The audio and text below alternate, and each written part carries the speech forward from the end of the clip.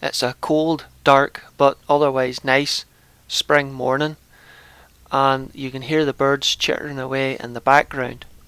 I'm going to try and decoy some magpies using a dead magpie as a decoy, which I'm setting up at the minute, and a little fake grass nest with some dilf eggs in it as bait, as I don't have any dead rabbits.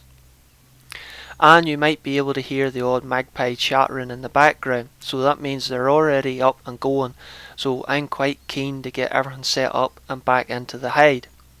I'm using a little pop-up hide as I usually do at this sort of thing, and I already have it set up in the hedge in the background there.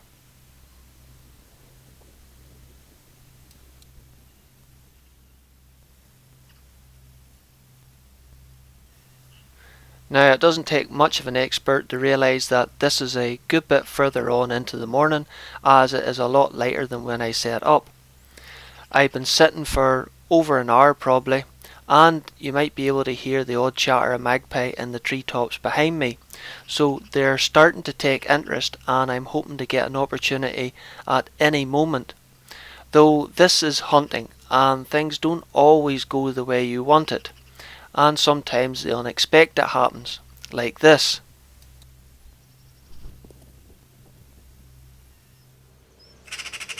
Yes, that was a buzzard, and from this other camera angle you can see he came in from the small wood in the background, swooped across the field, and hit the magpie decoy so hard it knocked it off the little wire perch I have.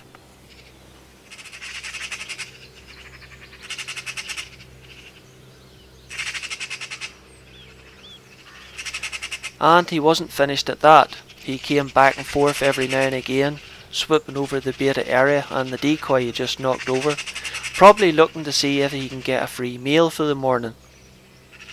It's not unusual, but the fact that this bird kept coming and going, and as you can hear, it really got the magpies wound up.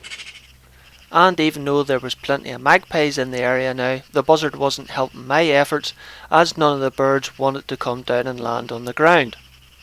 Is it any wonder?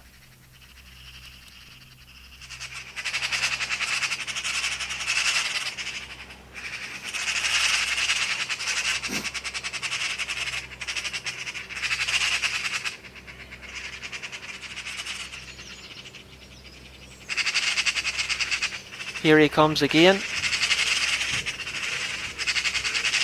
Now this went on for quite a wee while, but thankfully after some time the buzzard seemed to lose interest.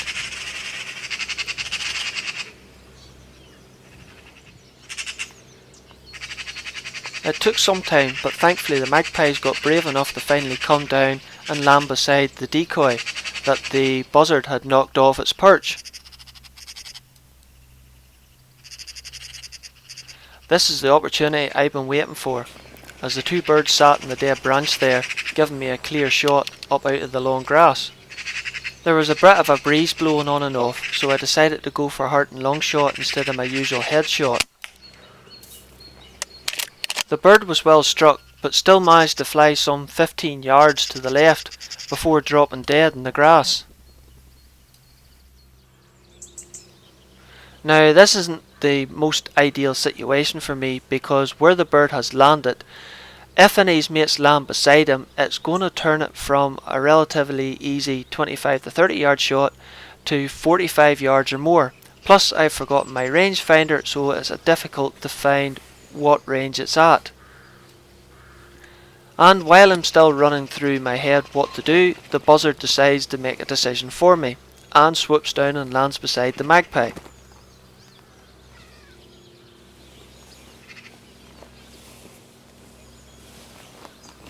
Now I'm sort of expecting the rest of the magpies to go clean mad at the sight of the buzzard sitting beside one of their recently shot mates, or the bird to fly off with the magpie in hand, but it didn't happen that way. The bird flew off on its own without the magpie, landing in a nearby tree, where a couple of magpies landed beside it and chased it on.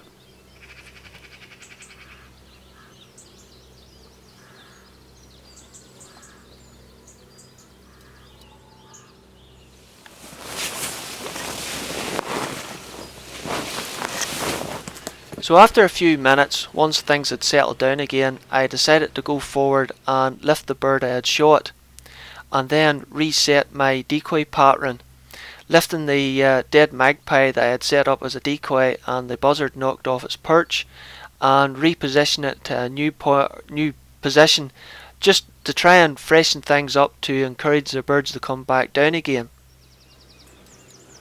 It was at this point I noticed something very peculiar with the magpie I had shot. The pellet had broken one of the wing feathers on the far side of the bird and pushed it the whole way through the bird's chest and halfway out the other side.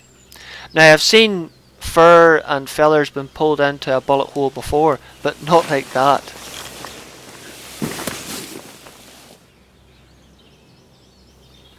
The magpies and buzzards weren't the only birds about. This big cock pheasant was strutting his stuff about all morning and giving the odd crow now and again, but he belongs to a local shooting syndicate and I leave them well alone.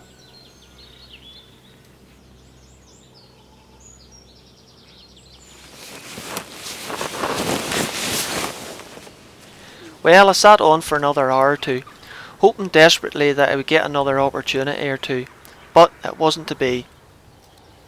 Okay, with one bird in the bag, it wasn't a total failure, but I still think it would have been a far more successful morning if the buzzard hadn't interfered when it did.